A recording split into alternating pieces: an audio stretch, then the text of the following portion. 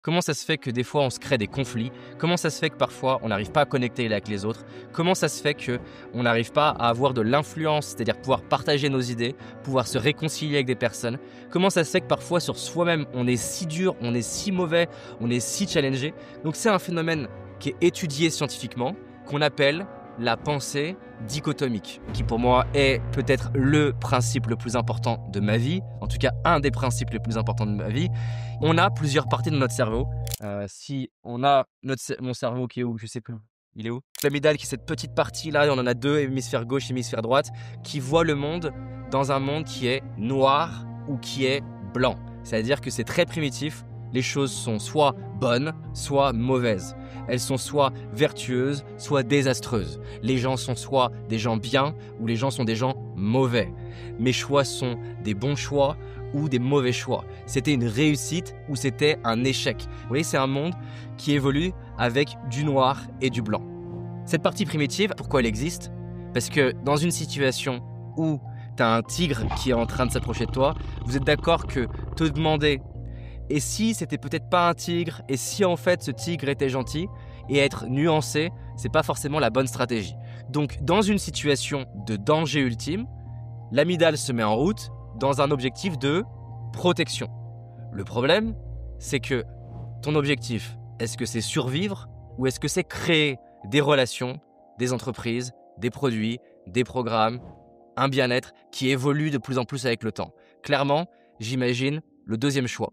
Et donc pour pouvoir accéder au deuxième choix, on a besoin de mobiliser cette haute partie du cerveau qui est la partie la plus évoluée de notre cerveau chez l'humain en comparaison des mammifères par exemple, ou même des singes, qui est le cortex préfrontal. La mission du cortex préfrontal, entre autres, c'est d'ailleurs ce qu'a donné même la mission de la boîte, c'est l'intégration des paradoxes.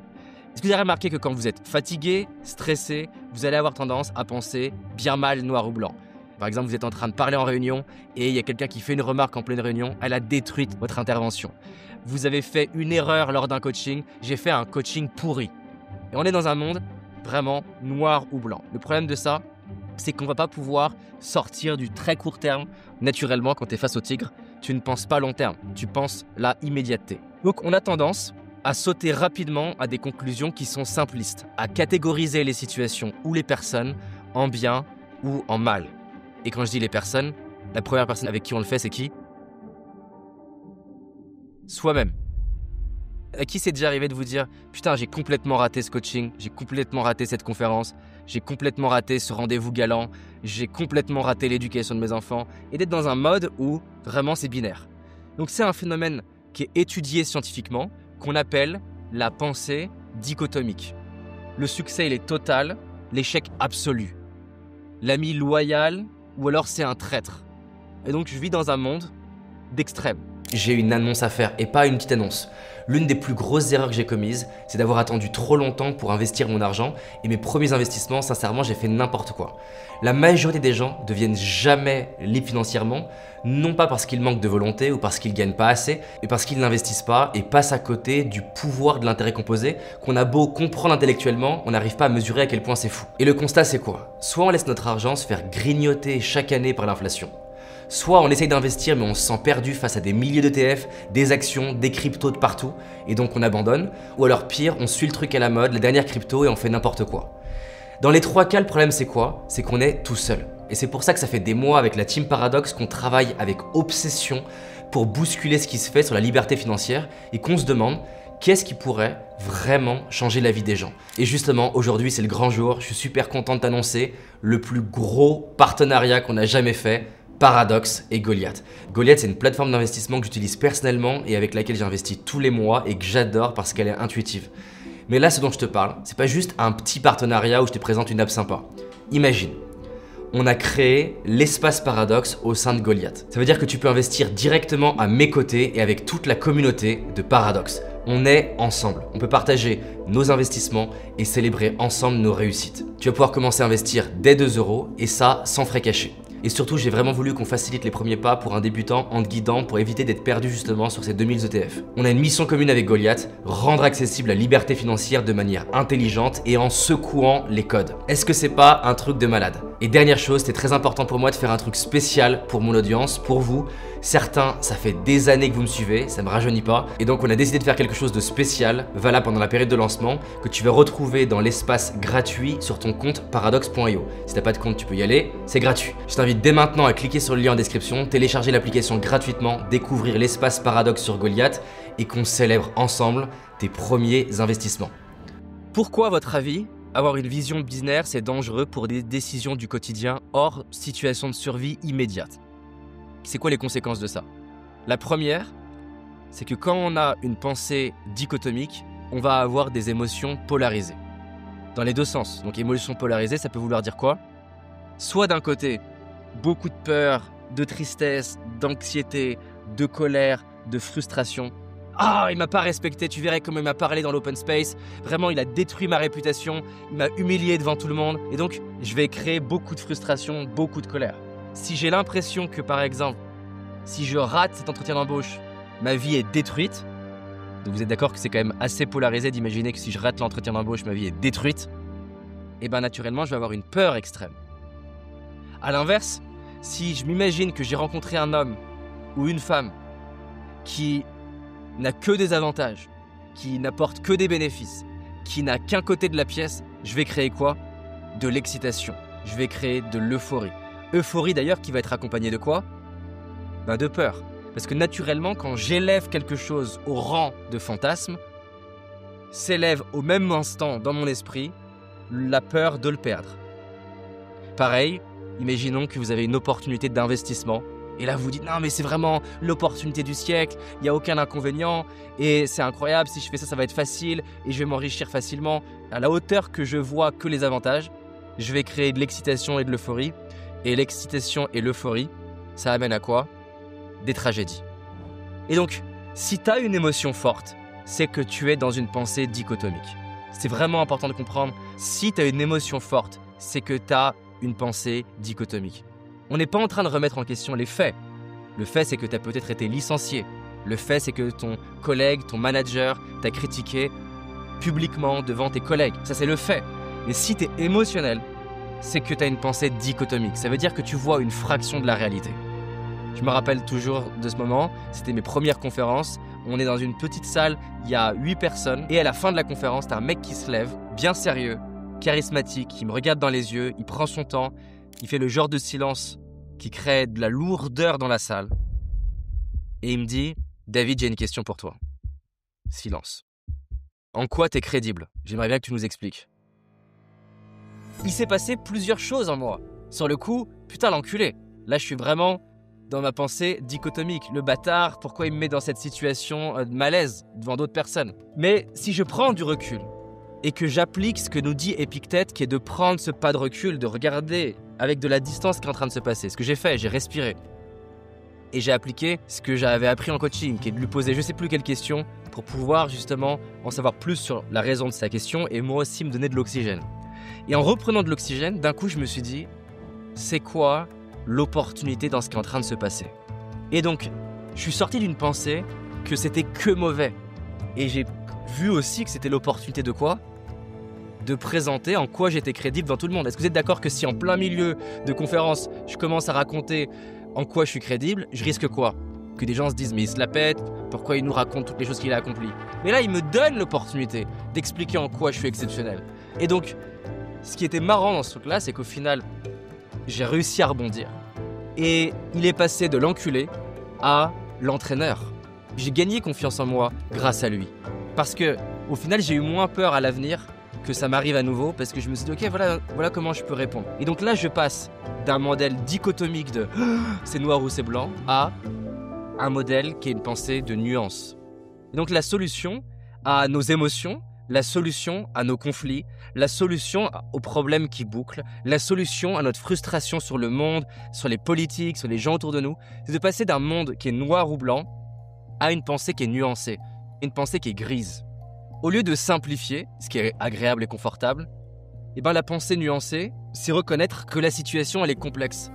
Combien de fois j'ai des gens qui me disent « Ah, mon manager, ah, mon équipe, ah, mon assistante, ah, telle personne », tu lui as parlé? T'as discuté avec la personne? T'as essayé de comprendre son enjeu? Non mais c'est pas mon rôle de comprendre l'enjeu de mon manager. C'est peut-être pas ton rôle de comprendre l'enjeu de ton manager, mais en attendant, c'est toi qui es émotionnel. Et comprendre l'enjeu de ton manager, ça ne veut pas dire l'excuser. Ça ne veut pas dire ne rien dire. Ça ne veut pas dire tout accepter. Mais ça veut dire que pour l'instant, on est dans la guerre, on est dans la confrontation. On ne va pas se comprendre, on ne va pas construire. Et la majorité des guerres qui existent aujourd'hui dans le monde, c'est juste du noir et du blanc. Parce que la réalité, elle est complexe. C'est complexe de diriger un pays, c'est complexe l'économie entre deux pays, c'est complexe l'éducation des enfants. En fait, la vie d'un être humain, est-ce que c'est pas complexe, sincèrement? Quand tu es en train de t'occuper de tes enfants, t'es pas avec tes meilleurs amis. Quand tu es en train de faire ton sport, tu as peut-être ta femme ou ton mari qui aimerait que tu sois avec elle.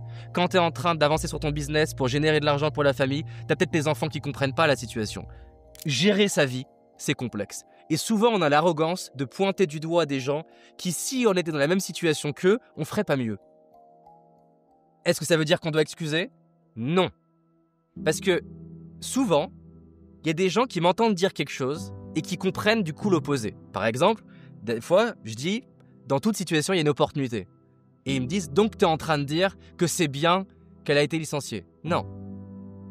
C'est pas parce que quelque chose n'est pas noir que ça veut dire qu'il est blanc. C'est pas parce que quelque chose n'est pas blanc que ça veut dire qu'il est noir. Parce que si j'inverse, je suis donc du coup à nouveau dans une pensée noir ou blanc. C'est que c'est plus complexe. En voyant au-delà des extrêmes, on découvre que chaque vérité porte en elle une autre vérité. Et c'est dans cet équilibre que naît la sagesse. Donc la pensée nuancée, elle permet d'embrasser la complexité, d'être dans la relation, de trouver des solutions, d'être dans l'équilibre avec soi, avec les autres. Il n'y a pas d'échec ou de réussite.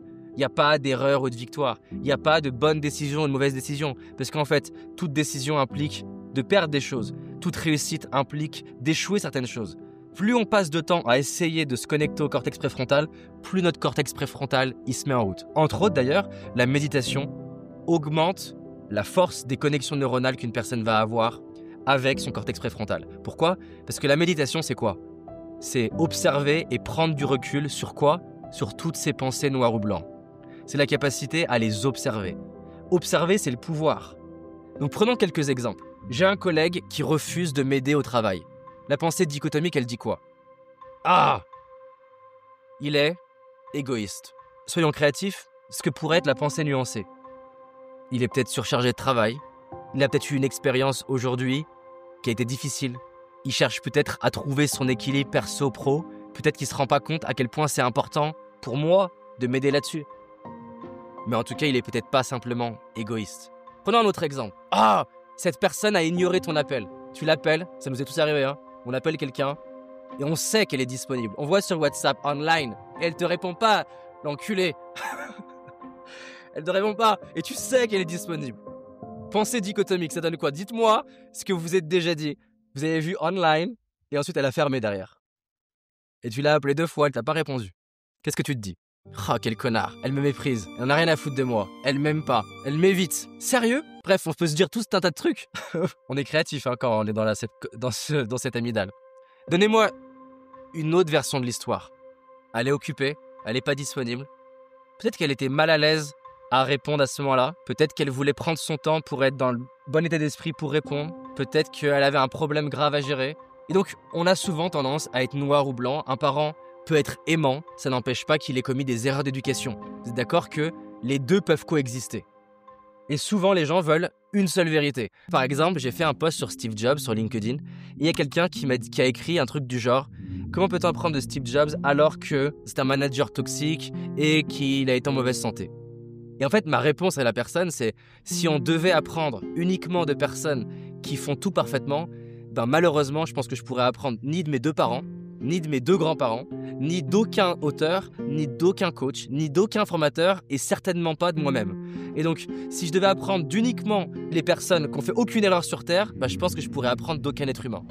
Donc, la nuance, c'est accepter que 2 vérités opposées puissent coexister sans que l'une n'annule l'autre. Je vais vous donner une de mes citations favorites. J'adore cette citation. La marque d'une intelligence de premier ordre, c'est la capacité d'avoir 2 idées opposées présentes à l'esprit en même temps et de ne pas cesser de fonctionner pour autant. J'ai peut-être ma mère au même instant qui se dit « Bon bah c'est bien, il pense à ses clients mais il pense pas à moi. » Et donc, si je veux regarder les choses avec nuance, je vais être capable de me rendre compte qu'au même instant coexiste l'idée que je suis altruiste et égoïste à cet instant. Là, par exemple, cette année est vraiment challengeante. Et je me rappelle quand, donc, en août, après 4 ans, Julie tombe enceinte. Après 3 mois, je me dis c'est bon, là on a passé la période, on va réussir à avoir l'enfant. J'annonce à mon équipe de direction que Julie est enceinte. Le lendemain de ça, on se rend compte qu'on a fait des mauvais choix. J'ai fait des mauvais choix, entre guillemets. Et de ça, je vais devoir pour la première fois de ma vie licencier 18 personnes. Et je me rends compte qu'on a fait un choix qui nous a fait perdre 500 000 €. Donc on passe une semaine à trouver comment gérer ça. Je finis ma semaine. Je vais dans le bureau de Julie. Je lui dis, je suis vraiment épuisé, c'est dur. Elle me dit, bah écoute, j'ai une mauvaise nouvelle. Et là, elle m'apprend qu'il y a des chances qu'on doive perdre l'enfant. Pendant 1 mois, je vais devoir gérer d'un côté mon entreprise, de l'autre côté l'idée de perdre l'enfant. Après 1 mois, ça s'acte. Il s'agit qu'on déclenche une interruption médicale de grossesse. Et on va à l'hôpital. Moi, dans ma tête, de ce que je comprends des médecins, ça va durer quelques heures. On va faire un accouchement. En fait, après la première journée, on y est toujours. Et après la deuxième journée, on y est toujours. Et là où dans ma tête, quand j'ai eu le challenge business, je me raccrochais à l'idée de me dire « Ah, c'est dur au niveau business, mais j'ai un enfant.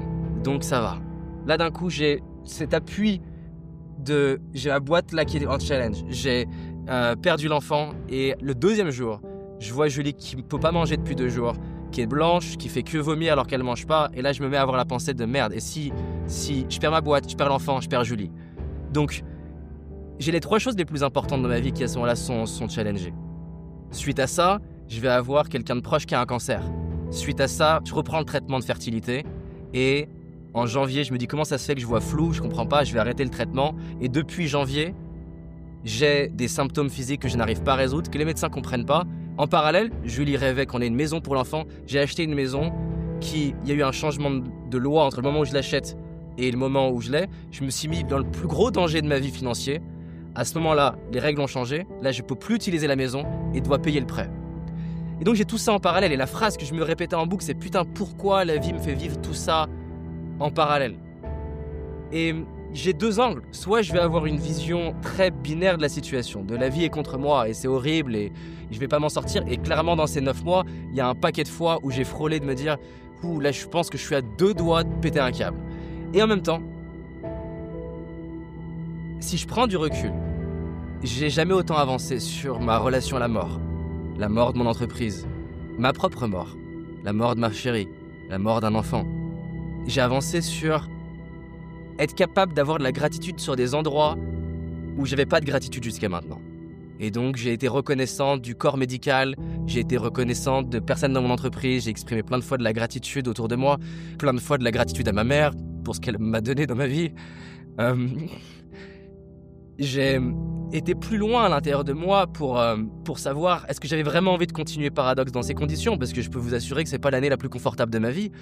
Et je me suis rendu compte que j'avais pas envie de faire un business classique. Et donc c'est ça qui m'a amené récemment à lire les biographies de Steve Jobs, Walt Disney, Pixar, etc. que je n'aurais pas lu si j'étais pas dans ces situations. Et vraiment j'ai retrouvé une forme d'oxygène et je sais que cette période-là m'a fait poser à l'écrit la vision que j'ai pour Paradoxe d'une manière beaucoup plus claire. Je sais aussi que je veux écrire un livre et je veux que mon livre il puisse impacter la vie de millions de personnes. Et que quoi de mieux pour toucher les gens que d'avoir, juste avant l'écriture de mon livre, une des années les plus difficiles de ma vie. Et donc, ce que j'apprends là, c'est la matière pour mon livre. J'apprends à être plus résilient, j'apprends à prendre du recul. Et donc, je peux soit le voir en mode noir et blanc, la vie est contre moi, c'est la fin, pourquoi tout ça m'arrive, c'est dur, ou je peux aussi le voir comme une promotion. En transformant ça, je me crée la matière pour pouvoir augmenter mon impact, servir davantage, pour ne pas être dépendant du succès de mon entreprise ou le fait d'avoir un enfant ou même que Julie continue de vivre ou que je continue de vivre. Ça m'a fait travailler sur plein de choses. La dimension spirituelle en moi, elle s'est révélée et encore plus dans cette dernière année. Et donc, soit je reste bloqué dans mon noir ou blanc, soit je m'élève. Même cette dernière semaine, on a eu des retours comme quoi il y a des choses qui étaient mal organisées dans Paradoxe, ce qui est vrai, il y a plein de trucs à organiser. Et sur le coup, j'étais challengé parce que je me disais putain mais fais chier, je travaille tous les week-ends, je prends pas de vacances, j'essaie de faire mieux et c'est toujours pas assez. Donc j'étais vraiment frustré et j'ai pris le temps, le week-end dernier, de me dire qu'est-ce que je peux faire de ça pour servir mes équipes? Qu'est-ce que je peux faire de ça pour servir plus de monde? Et quand tu sors, quand tu fais ça, tu peux accéder à un pouvoir en toi que tu ne pourras jamais accéder autrement que dans des moments où la vie, elle te pousse à aller chercher tes ressources en toi. Oui, c'est dur, mais sauf qu'on est le premier à se faire payer un poison quand on reste dans le ressentiment de ce que font les autres, de ce que font pas les autres, de ce qu'on fait, de ce qu'on fait pas. Le pouvoir qu'on est en capacité de libérer dans des moments d'adversité, c'est quelque chose qu'on garde pour le reste de notre vie et qu'on peut donner aux autres. Donc, s'il vous plaît, je sais que c'est dur, mais si vous voulez augmenter votre impact auprès des autres, prenez-vous en main et allez voir la beauté dans ce que la vie elle vous offre. Parce que comment vous voulez pouvoir aider les gens à transcender leurs propres challenges si vous-même vous ne challengez pas les challenges dans votre vie? Bref, je suis parti dans un petit truc pas prévu. Mais ce qui est sûr, à votre avis, les chances que je trouve des solutions dans cette énergie-là que ça crée en moi, qui n'est pas de la tristesse, hein, j'espère que vous voyez, qui est de l'amour, les chances que je trouve des solutions dans ce mode-là, à votre avis, est-ce qu'elles sont plus élevées? Les chances que mon corps ait de quoi guérir ce que mon traitement de fertilité a créé, est-ce qu'elles sont plus élevées? Est-ce que les chances que je puisse me solliciter, mobiliser l'équipe, ce qui est en train d'être le cas en ce moment pour résoudre des problèmes, est-ce qu'elles sont plus élevées? Bien sûr, c'est sûr. Donc, j'espère que vous comprenez que le modèle que je suis en train de vous décrire, c'est pas un truc que j'ai lu dans un bouquin, c'est un truc que j'essaie d'incarner et vivre dans ma vie depuis des années. C'est loin d'être la première phase d'adversité dans ma vie et à chaque fois, j'ai pu m'élever grâce à ça et je sais que c'est votre cas. C'est facile d'avoir de la gratitude quand il fait beau, que tout va bien, mais c'est pas la vraie gratitude. Le vrai dev perso, c'est pas la gratitude facile. Le vrai dev perso, c'est quand tu es capable de voir la lumière quand tout semble une obscurité. Quand tu développes ce muscle-là, c'est vraiment le pouvoir du stoïcisme, de Marc Aurèle. Et donc là, trouvez-moi un truc que vous n'avez pas vu jusqu'à maintenant, que votre cœur vous dit, parce que c'est juste une question d'écouter son cœur. Allez, l'histoire de démarrer avec un bon cliché, voici la vue de mon appartement. Alors je suis désolé, j'ai pas encore de Lamborghini, et je vais t'expliquer pourquoi. Il y en a marre. Sincèrement, il y en a marre du dev perso. Ça fait plus de 10 ans que je suis dans ce milieu du dev perso. On a juste changé les emballages. Avant, c'était les livres, puis les conférences, les vidéos, les podcasts, maintenant les Reels et les TikTok, avec des Lamborghini et des cigares. Toujours les mêmes punchlines creuses. Trouve ta motivation, sois discipliné, sois positif. Vibre l'abondance. Et le pire, c'est que quand ça marche pas, les gens pensent que c'est eux le problème. Les gens se disent, j'ai pas assez de volonté, je suis trop faible, alors qu'en réalité, le système il est cassé. L'industrie du dev perso, elle repose sur une illusion. Quand on veut, on peut. C'est faux. Toutes les études en sciences comportementales le prouvent. La volonté, elle représente qu'une petite partie de l'équation. Mais l'industrie, elle continue à te vendre de la motivation parce que ça vend bien. Et franchement, ça me rend dingue. Parce qu'il y a des millions de gens qui veulent sincèrement changer, mais ils n'ont pas les bons outils. Alors on a décidé de casser les codes, de s'entourer de chercheurs, d'ingénieurs pédagogiques, de personnes brillantes et d'ingénieurs IA. D'où le fait que je n'ai pas l'argent pour une Lamborghini parce que je la mets sur des gens brillants. Ça n'a marre des discours creux, que tu veux voir un système basé sur la science, inspiré des cerveaux les plus brillants de l'histoire, avec un suivi personnalisé. Inscris-toi juste en dessous et qu'on fasse en sorte que le changement devienne enfin concret, mesurable et durable. Ciao.